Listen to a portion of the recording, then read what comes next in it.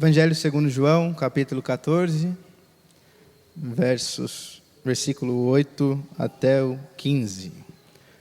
Nos diz assim o texto: Filipe disse a Jesus: Senhor, mostre-nos o Pai, e isso nos basta. Jesus respondeu: Há tanto tempo estou com vocês, Filipe, e você ainda não me conhece? Quem vê a mim, vê o Pai. Como é que você diz, mostre-nos o Pai? Você não crê que eu estou no Pai e que o Pai está em mim? As palavras que eu digo a vocês, não as digo por mim mesmo, mas o Pai, que permanece em mim, faz as tuas obras. Creiam que eu estou no Pai e que o Pai está em mim. Creiam ao menos por causa das mesmas obras.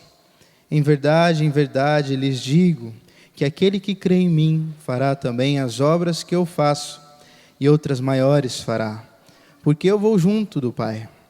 E tudo que vocês pedirem em meu nome, isto farei, a fim de que o Pai seja glorificado no Filho. Se me pedirem alguma coisa em meu nome, eu farei. Se vocês me amam, guardarão os meus mandamentos. Amém. Senhor nosso Deus e Pai, a nossa gratidão, Pai, pela Tua palavra. A nossa gratidão, Deus, pela Tua presença aqui. E como podemos senti-la, Senhor? Obrigado por sermos envolvidos por este amor inexplicável. Obrigado, Senhor, por sermos envolvidos, Pai, pela Tua graça, a Tua bondade, as Tuas misericórdias, nos permitindo estarmos aqui mais uma vez. Que o Senhor silencie, Pai, o nosso coração, a nossa mente, eleve até o Senhor o nosso pensar. E que as nossas mentes permaneçam cativas à Tua voz nesse momento, Pai. Para que sejamos transformados, sejamos, Pai, feitos a igreja de Cristo. Que sejamos de fato, Senhor, a noiva que espera com grande expectativa o seu noivo. Que tem esperança de que Ele vai voltar. Que sejamos essa igreja que espera o Cristo e que vive por Ele e vive pelo seu nome. Nós oramos assim, agradecidos, em nome de Jesus. Amém, amém. Certamente você, em algum momento da sua vida, já leu esse texto, meditou a respeito desse texto. Nós usamos muito essa questão de se pedir alguma coisa em meu nome, eu assim o farei. Esse é o nome de Jesus, como nós cantamos aqui logo mais cedo. Nome poderoso, nome que tem poder, nome que está acima de todo nome. A Ele pertence a glória, o louvor e toda a honra. Jesus Cristo também é o Senhor da igreja. E de tantos privilégios que o Senhor nos deu, de tantos privilégios que nós recebemos de Deus Pai, um deles, que eu acho maravilhoso, é o privilégio de zelar por sua igreja. Vocês já pensaram nisso? O Senhor nos deu o privilégio da vida, milagre. O Senhor nos deu o privilégio de viver em família. O Senhor nos deu o privilégio de nos relacionarmos, mas um deles é o de zelar por sua igreja. Zelar por aquilo que ensinamos, por aquilo que testemunhamos, vivemos.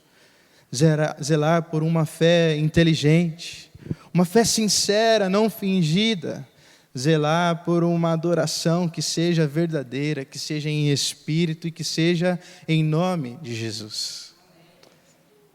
Mas o fato de nós zelarmos por sua igreja, isso não nos faz donos de sua igreja.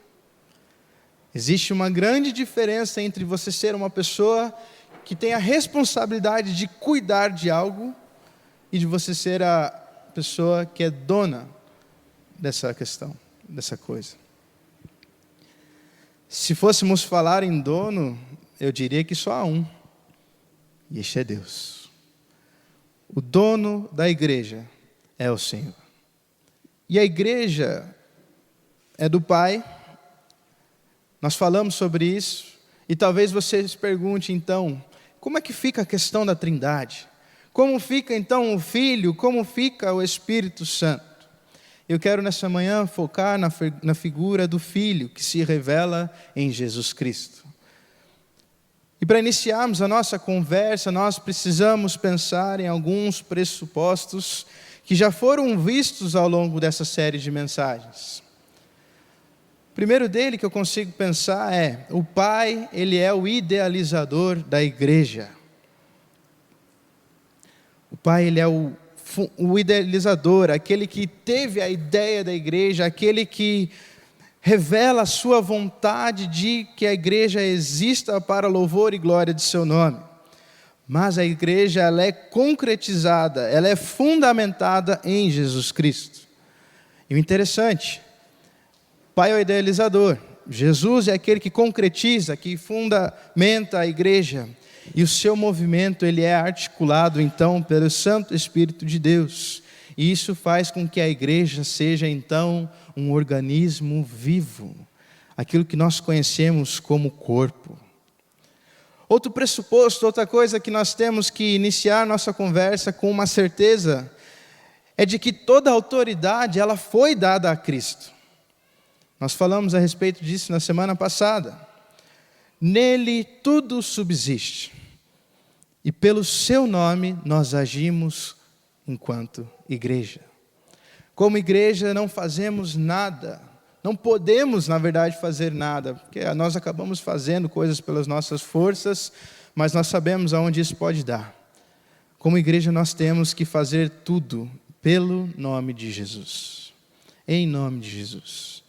E para isso é preciso entender algumas outras coisas, como por exemplo, Cristo como o nosso maior exemplo. Cristo enviado de Deus Pai, Ele é a maior figura exemplar para a igreja de como agir, de como falar e como pensar. Não é à toa que o texto bíblico nos diz várias vezes: tenham a mente de Cristo. Andem como Ele andou. Falem em seu nome. Façam as obras que Ele fez, e se de fato crerem, farão coisas maiores ainda. Mas tudo passa pelo nome de Jesus. Ele é essa figura que revela um padrão, revela um estilo de vida, uma maneira de pensar. E essa maneira de pensar, ela nos alcança a partir da renovação das nossas mentes. Essa maneira de pensar, ela nos alcança a partir do momento que nós damos abertura para o Espírito de Deus, em nome de Jesus, transformar o nosso pensamento, transformar a nossa mente. Quando nós passamos então a pensar nas coisas do alto, Cristo é revelado em nós e o Pai é glorificado. Esse é o propósito da igreja, eu entendo. E Cristo é essa figura exemplar. E uma vez que Ele se revela como essa figura, nós também o enxergamos como a cabeça desse organismo vivo que é a igreja. E eu ouso dizer, parafraseando, mas fazendo umas alterações aí, não há igreja fora de Cristo. Não há igreja fora de Cristo. Se houver igreja fora de Cristo, eu não chamaria de igreja. Ela pode ser tudo menos igreja. Ela pode ser clube, sociedade, pode ser tantas outras coisas, mas quando estamos fazendo e vivendo a igreja a partir do nome de Jesus, com o padrão de Jesus, com o modelo de Jesus, pregando o seu nome, curando, libertando e salvando a partir do seu nome, aí nós somos parte de um organismo vivo que é articulado pelo Espírito de Deus e que tem Cristo como aquele que revela a vontade do Pai, que tem Cristo como o cabeça, que tem Cristo como autoridade. E nós precisamos crer nessa autoridade que foi dada a Jesus. Parece que a igreja ela deixou de crer nessa autoridade. Ela deixou de fazer, as coisas deixaram de acontecer. Talvez seja porque Jesus não é o centro da igreja. E aí eu digo, uma igreja saudável, ela deve ter uma teologia cristocêntrica. Quero apresentar alguns pontos que revelam uma igreja saudável, as características de uma igreja saudável. E o primeiro deles é justamente esse. Uma igreja saudável, ela deve ter uma teologia cristocêntrica. E por cristocêntrica nós entendemos que Jesus está no centro. Uma igreja que não tem Cristo no centro, ela corre o risco de colocar tantas outras coisas no centro, que as levarão ao fracasso, principalmente o fracasso espiritual. Uma igreja que não tem Jesus no centro, ela não tem autoridade, porque ela não faz em nome de Jesus. E quando não se faz em nome de Jesus, as coisas não acontecem. Falando em questões espirituais, quando Cristo não está no centro, há também um outro grande perigo e tendência de nós colocarmos assim o homem no centro. E aí a teologia da nossa igreja, ela deixa de ser cristocêntrica e ela passa a ser uma teologia então antropocêntrica. Que perigo! E aí nós vemos tantas teologias, não vou citar nomes, mas os irmãos provavelmente já ouviram falar de tantas teologias, ideologias, pensamentos. A questão é que todas elas procuram respostas bíblicas ou não, muitas vezes também sociais, apenas para os anseios e as problemáticas do homem. Isso acontece demais. A igreja, as pessoas que congregam e frequentam a igreja, têm buscado muitas das vezes respostas para seus problemas, responder os anseios do seu coração.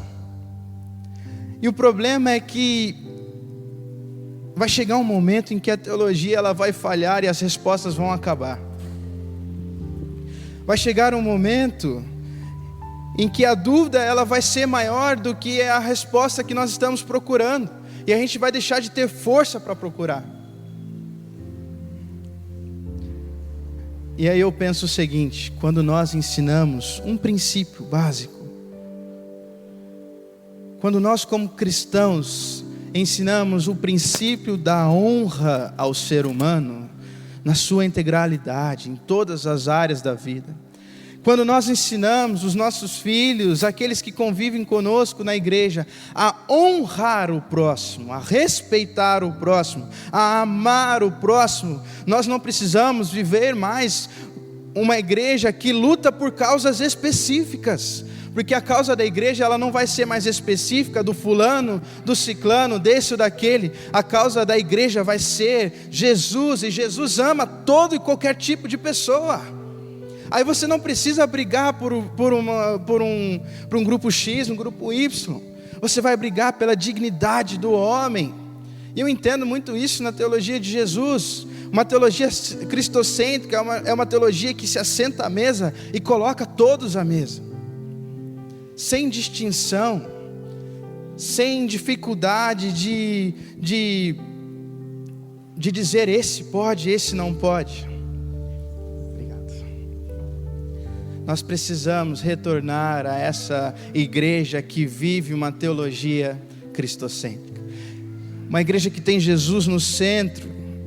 Sabe por quê?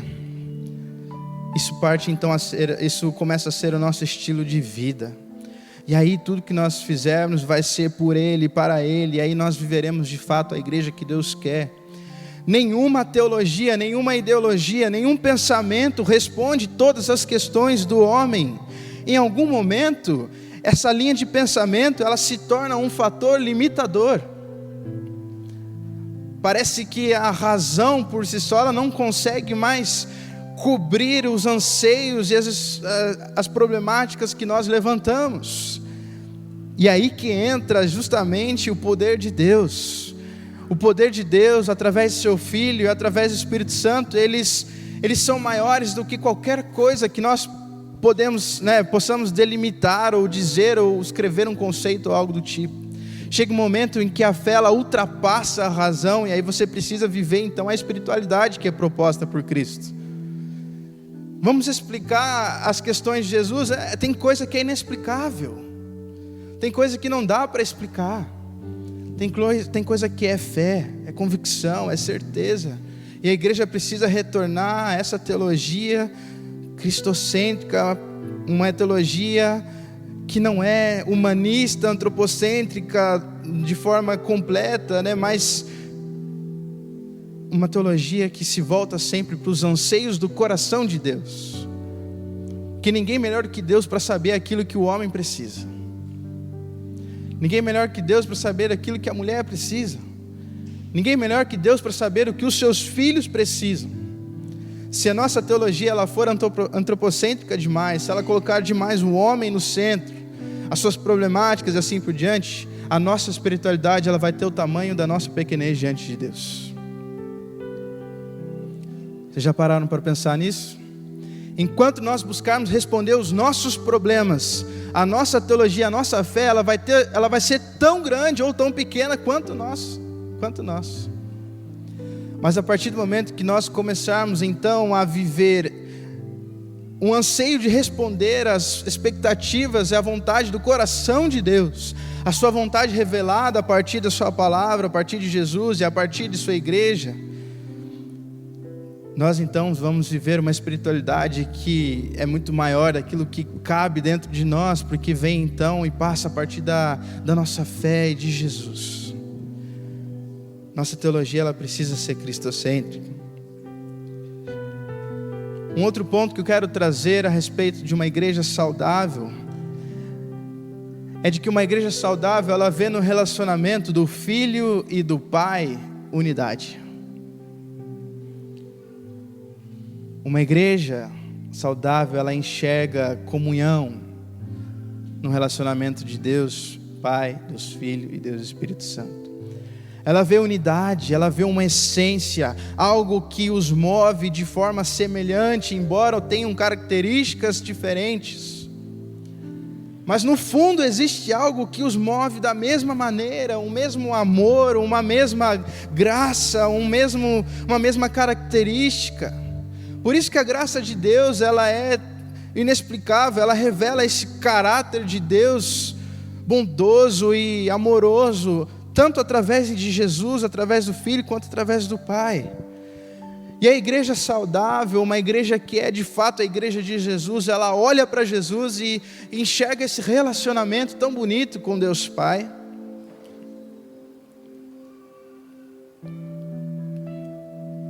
E aí nós começamos então a pensar de forma natural aqui no corpo. Quando nós pensamos em comunhão, eu não consigo pensar em nada fora do corpo. E como o corpo consegue se adaptar e agregar aqueles que chegam. Como o corpo consegue se ajustar às demandas. A ideia do corpo é justamente essa ideia de um organismo vivo, de uma igreja em movimento. A igreja ela precisa se movimentar, ela não pode ficar enraizada, ela não pode ficar estagnada. A igreja, se você for para parar e estudar principalmente a nossa história como metodistas, a nossa igreja ela nasce a partir de um movimento. E aí eu me pergunto, por que nós estamos tão parados? Por que nós estamos tão enraizados em questões burocráticas, em questões sistemáticas que às vezes não dão a nada e só complicam esse fator de ser igreja? São questões que talvez não sejam respondidas agora, mas elas podem ser mudadas a partir de nós, a partir de cada um de nós. Você não é pequeno demais quando você faz a obra de Deus, porque a obra não é sua, ela é de Deus. Não pense que você é pequeno demais para mudar a sua realidade, porque você não é. Deus precisa de um coração disposto apenas. Um coração que diz: Senhor, eu quero viver e fazer a tua vontade. É isso que Deus precisa para mudar um país, para mudar o mundo. Porque a obra acontece no nome dEle, não no meu nome, não no seu nome, não no nome do pastor, não no nome da igreja. É através do poder que Ele tem, daquilo que Ele faz. Nós olhamos isso na história. Vejamos, por exemplo, Jonathan Edwards, um dos maiores avivalistas estudados atualmente.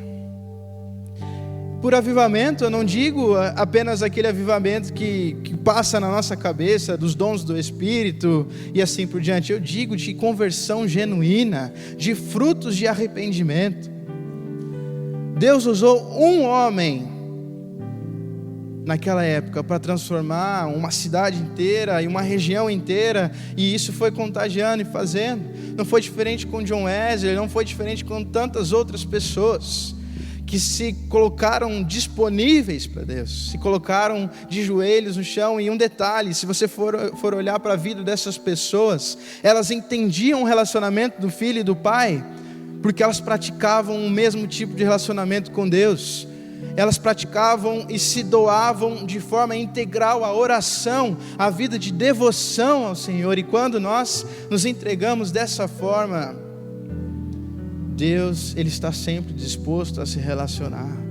Ele não vai lançar fora alguém que se abre, Ele não vai lançar fora alguém que se dispõe a fazer a sua vontade. Muito pelo contrário, a vontade de Deus se torna alimento. Não foi isso que Jesus disse? A gente já vai falar sobre isso mais para frente. E aí o corpo então ele tem essa característica maravilhosa de se ajustar, de exercer várias funções, de fazer várias coisas, mas ainda assim permanecer um. Se você olhar aí para o seu lado, você vai ver pessoas extremamente diferentes de você, cada um com uma realidade familiar, realidade financeira, sonhos, esperanças, expectativas. Cada um vive de um jeito. Mas essa igreja que se movimenta de forma diferente, esse organismo, esse corpo, ele ainda assim permanece um, porque é uma mesma essência, é um mesmo nome que direciona e que diz: esta é minha vontade, façam assim, façam em nome de Jesus. O nosso corpo ele está sujeito aos comandos que vêm das nossas cabeças, nós sabemos disso. E Deus utiliza do mesmo princípio. A igreja de Cristo, ela está sujeita à vontade de Deus, através de Jesus, o cabeça. Ela está sujeita ao seu estilo de vida, ela está sujeita ao seu padrão, ao seu modelo. E o modelo de Deus é um modelo de relacionamento, é um modelo de comunhão. A igreja precisa ter uma teologia cristocêntrica. A igreja precisa entender o modelo de relacionamento do Senhor e começar a se relacionar de semelhante modo. Um outro ponto é de que uma igreja saudável, ela enxerga em Cristo um modelo de obediência. Nós vemos isso lá em João 4:34, quando Jesus diz: o meu alimento é este, fazer a vontade do Pai e realizar a sua obra. Cristo nos ensina diversas questões, como orar, como se relacionar, como amar, como doar, mas uma das mais impressionantes foi a sua obediência. Uma das questões mais importantes e interessantes, impressionantes da parte de Jesus é a sua obediência. Obediência que o conduziu até a morte de cruz, como nós cantamos. Você está disposto a ser tão obediente quanto Jesus? Mesmo se a obediência te levar à morte? Não quero causar nenhum sentimentalismo, mas eu quero que nós pensemos a respeito dessas questões. Quão disposto você está a obedecer o Senhor da igreja? Quão disposto você está a dizer que você pertence à igreja de Jesus e que Ele é o Senhor de sua vida? O quanto o seu meio, aquele meio em que você vive, ou quanto as perseguições vão abalar a sua fé, as suas convicções, as suas certezas, que uma hora você proclama e diz: Senhor, Tu és o Deus de minha vida, outra hora eu nem tanto assim. Que igreja é essa que tem em Jesus uma autoridade, uma figura de padrão, um padrão, uma figura exemplar, mas em outro momento não tem mais? Que picos de inconstância são esses que nós estamos vivendo? Isso é muito da nossa falta de disciplina, da nossa falta de zelo pelo obedecer. Nós vivemos, infelizmente, tempos de uma sociedade muito hedonista, uma sociedade muito entregue ao seu prazer, Uma sociedade que, custe o que custar, pode ferir quem for, ela se preocupa com o seu prazer, o seu bem-estar. E a igreja, ela tem que ser justamente o oposto disso. Ela tem que viver, sim, entendendo que Deus também vai suprir o nosso bem-estar, as nossas expectativas, os nossos sonhos, mas que ela deve viver pelo outro, pelo próximo. É um relacionamento de se doar, de se entregar, e isso demanda obediência a Deus, isso demanda obediência à vontade de Deus. O meu sonho é poder falar como Jesus: Senhor, o meu alimento é este, fazer a tua vontade. Não há mais nada neste mundo que eu anseie mais do que fazer a tua vontade.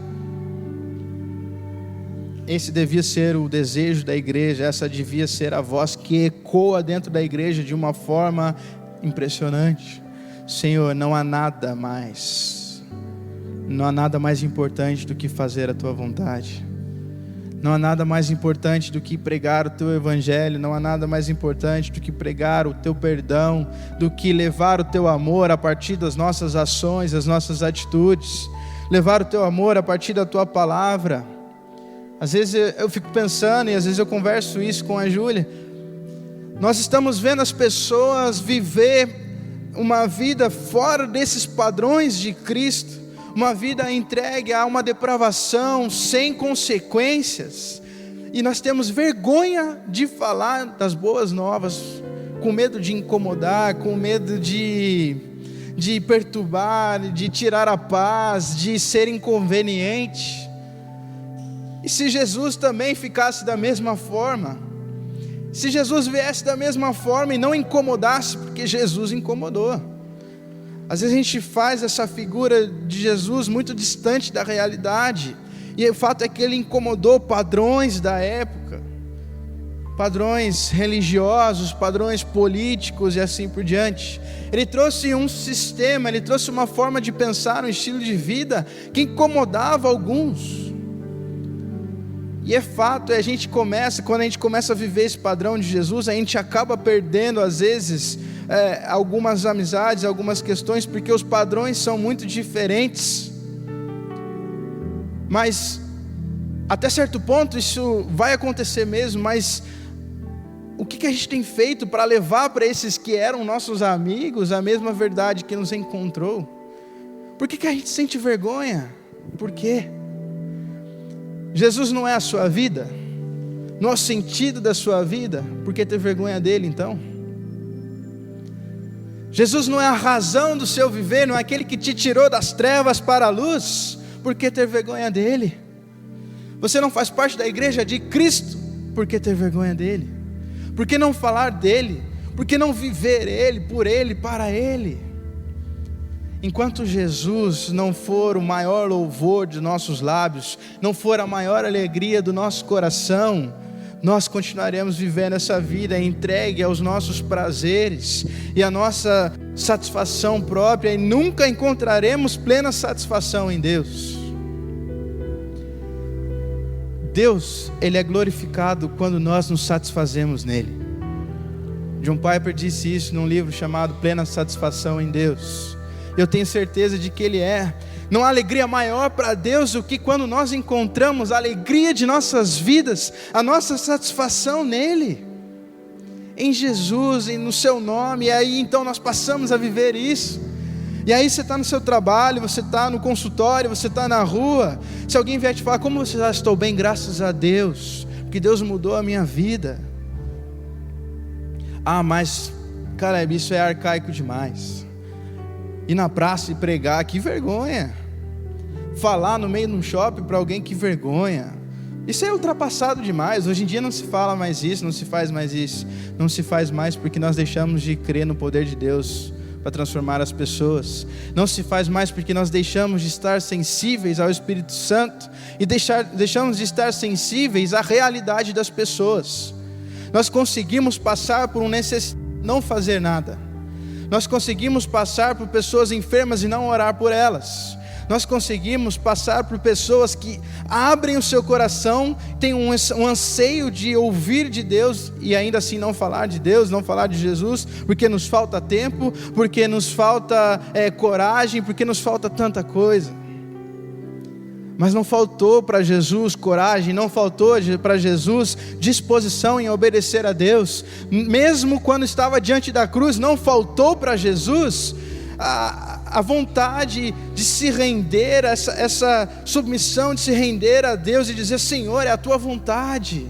A cruz ela não é maior do que a tua vontade ela é melhor, maior que a vida. Mesmo que eu passe pela cruz, eu tenho certeza que ela vai me reerguer. Nós precisamos viver nessa vontade se nós somos a igreja de Cristo. A igreja de Cristo precisa retornar a uma teologia cristocêntrica, a uma igreja que crê na autoridade e poder de Jesus e de sua palavra. Ela precisa voltar aos relacionamentos como eram na igreja primitiva, de frequentar as casas, do cuidado mútuo, do compartilhar do pão. Nós precisamos voltar para sermos saudáveis a esse modelo de Jesus, que é o modelo de obediência. E por fim, uma igreja saudável, último ponto, ela faz através do nome de Cristo que o Pai seja glorificado. E aí a igreja, aí nós cumprimos o nosso propósito quando Deus é glorificado. Não importa quão bom você pensa que é, aquilo que você faz deve glorificar a Deus. Deus não compartilha a sua glória com ninguém. Nós não recebemos glória nenhuma. É claro que nós podemos receber elogios por um caráter, por uma boa conduta e assim por diante, mas a glória, ela pertence a Deus, sempre. O propósito da igreja é fazer Deus conhecido e o Pai glorificado.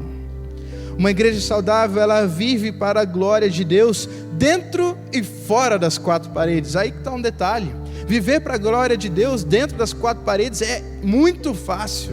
É muito fácil levantar as mãos aqui dentro. É muito fácil dizer que Jesus Cristo é o Senhor aqui dentro. É muito fácil falar em línguas. É muito fácil dizer e falar a respeito dos dons. É muito fácil se dizer santo. É muito fácil vestir uma capa de santidade, vestir uma aparência de um cristão aqui dentro. É muito fácil. Sabe por quê? Ali na porta está escrito: nós somos uma igreja. E dentro da igreja se pressupõe que se viva dessa forma. Mas quando nós saímos das quatro paredes, quando a igreja começamos então a sermos nós, aí a coisa muda. Quando você não está dentro de um ambiente que se diz igreja, você passa a ser igreja. E aí você tem a responsabilidade de glorificar a Deus como organismo vivo, como parte do corpo que você é. Aí eu me lembro do texto de 1 Coríntios 10, 31. Quer comais, quer bebais, ou façais qualquer outra coisa, fazei tudo para a glória de Deus. Outro texto que eu gosto muito é o texto de Colossenses 3, 23. E eu oro e peço a Deus para que Ele me permita viver isso todos os dias. E tudo quando fizerdes, fazei-o de todo o coração, como se ao Senhor. E aí nós entendemos o propósito de ser igreja, porque aí a nossa vida, ela é em função da glória de Deus Pai. E aí a gente começa a viver pelo nome de Jesus.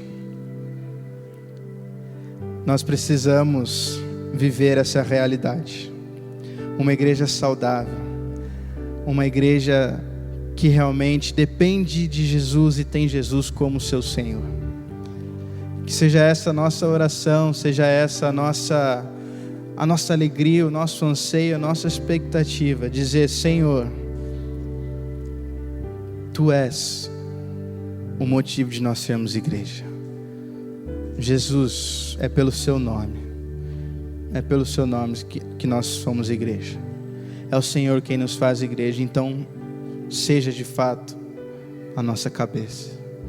e nos permita a ter um compromisso de corpo. Ninguém sai deixando parte do seu corpo para trás. O corpo ele anda junto. Um corpo ele se importa com os relacionamentos, e o corpo ele obedece aos comandos da mente. E se a mente for de Cristo, o nome de Deus Pai vai ser glorificado eternamente. Vamos orar.